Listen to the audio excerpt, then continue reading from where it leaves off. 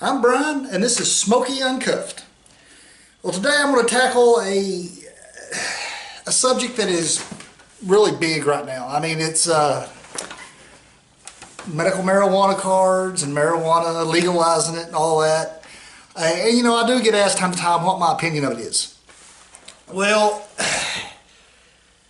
here's the thing. First off, I mean, you got two sides of the fence. Those who believe that marijuana is a gateway drug and leads to the harder, worse stuff, meth, cocaine, I mean, just that whole line. And do I think it's a gateway drug to that? Yeah, I do. I mean, I believe once you step off of that cliff, that ledge, and you start going down that path to feel better and you want that feeling, that detachment, I think once you do that for a while, you think, hey, I'll do this and it'll last longer, be stronger, it'll be better. And then I think you get hooked. Now, do I think it's as damaging to the body? No. I don't think it damages the body like a lot of stuff does. I mean, there's been extensive studies on that saying that, you know, marijuana is even less damaging than alcohol, and alcohol is widely and grossly abused all over the United States and all over the world. So, my opinion about the marijuana, medical marijuana cards, you know, whatever. It doesn't upset me one way or the other, because here's the thing.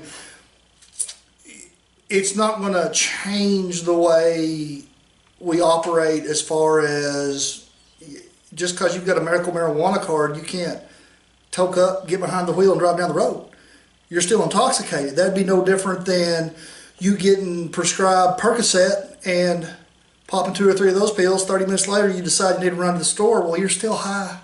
It's a prescribed medication. And so a medical marijuana card, to me, basically just says it's a prescribed marijuana. And again, you can't drive after you've had it. So that aspect of it doesn't irritate me too bad, because, I mean, that part's not going to change. Whether you've got the card or not, you still can't drive after you've been smoking it. Now then, it is going to allow for people to carry some of it. I mean, you're going to now, you see it in the car, they whip out a card. I mean, as long as it's a small, manageable amount that you could buy to, like 1 ounce or whatever the amount is that you're buying now legally, I mean, there's nothing we can do with that. I just find it to be a slippery slope. And now, don't get me wrong, I absolutely believe that there's probably a time and place for marijuana. I have no problems with it being used as a true medical tool. You know, somebody's got terminal cancer and they're in the last 6 months to a year of life, and the doctor says, hey, this is going to relieve a lot of your issues, you're going to live a better life for this year, and yes, toke it up. I mean, nobody's blaming you for that.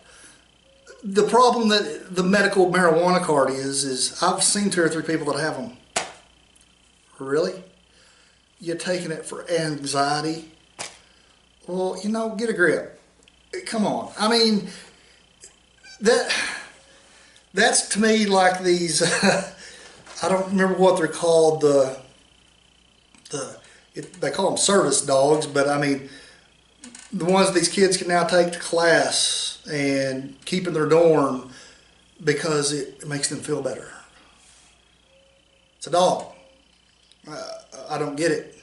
Now, don't get me wrong, I'm not coming down on everybody for doing it. I mean, it is a free country. As long as that stuff's legal, you know, it's your life. Roll those dice. I mean, I'm just not willing to roll it. And I'm not coming down on anybody that's taking it for legitimate reasons. I'm not coming down on people that do have the little service dogs and help them with their whatever issues they're having.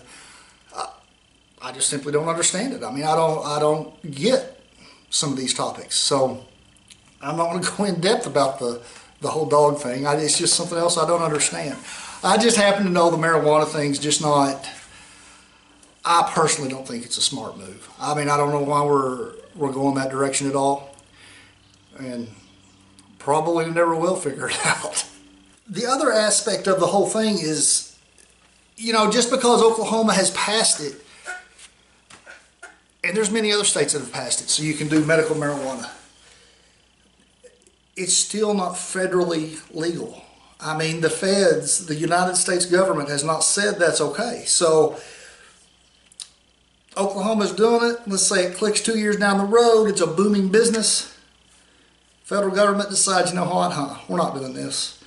They can legally come in and shut it all down. I mean, even though it's legal in the state, the feds say no, now it's not. And so a federal agent can come in and you can go, oh, look, my card, and they go, who cares? They take you anyway. That's a possibility. I mean, and people don't realize that. The place where people are really noticing that now is, I don't know if you've seen the news articles or seen it on the news. A lot of banks won't do business with these dispensaries. They won't let them have an account. So there's the other big issue. So now these people are going to have large amounts of cash in these stores because the banks won't let them deposit it. The reason the banks won't, banks are federally regulated. They don't want the middle of this mess. They don't want the federal government saying, oh, look, you're dealing with these dispensaries and we're cutting you off. You're done. I mean, that's a big risk for them. And why would they take the risk over 5 or 6 clients? So you see their standpoint, but you also see the issue that the dispensaries are going to have. Where are they going to be showing all this money? I mean, you can't be carrying around 2 weeks worth of income from that. I mean, you are a target at work, in your car, at home, everywhere, because that money's there. So that's another aspect of this that's a little sticky. And then another aspect of it is the people who are growing it, who are supplying it. I've heard farmers say they were going to section off part of their pasture and start growing. There's two sides of this. I mean, do I blame them? No, it's a cash crop. I mean, they're just looking at making their farm function at as high a level as possible, and it's something that they can grow fairly easily. It's not hard to maintain and makes them a lot of money. I get it. The part you're going to struggle with is, I mean, you really think about it, you're going to have high fences all the way around it, barbed wire, surveillance, and possibly even guards around this thing, because you know the weed smokers and the druggies are going to go under the fence, over the fence, cut the fence to get in there and get some free weed. I mean, it's just that whole thing's just a very slippery slope with that. I mean, like I said, I don't blame the farmers for wanting to do it simply because they're just looking at the bottom line. They're not looking at what it is. I mean, to me, them, it's like a crop of corn. It's a hay meadow that they can cut later and make money off of. So I see their side of it. I just don't. I personally wouldn't try it simply because, I mean, good gosh, the added headache of having to keep it guarded. I mean, you don't have to go out here and guard your pea patch or your corn patch that you got growing out there. You don't have to go guard it. I mean, people, yeah, maybe somebody's going to come and take an ear or two occasionally, but they're not going to come wipe you out. So then the other side again is that federal side. Government changes their mindset up, and you have to follow all kinds of regulations to grow it. So they come down and inspect it and say, nope, you're not within regulation. We're giving you 10 days to fix it. You don't get it fixed right. And they can come in and cut that stuff down for you and be gone with it, and now you're out of crop. I'm just saying from my side of it, there is no way I'd get involved in it. I mean, and not until the federal government says, yeah, it's okay, then a person could go out and try to grow it, I would think. But, it's the other side of the deal is, okay, this is their cash crop. Do the banks take their money for it? Because it's a farm. They've been doing business with them for 30 years.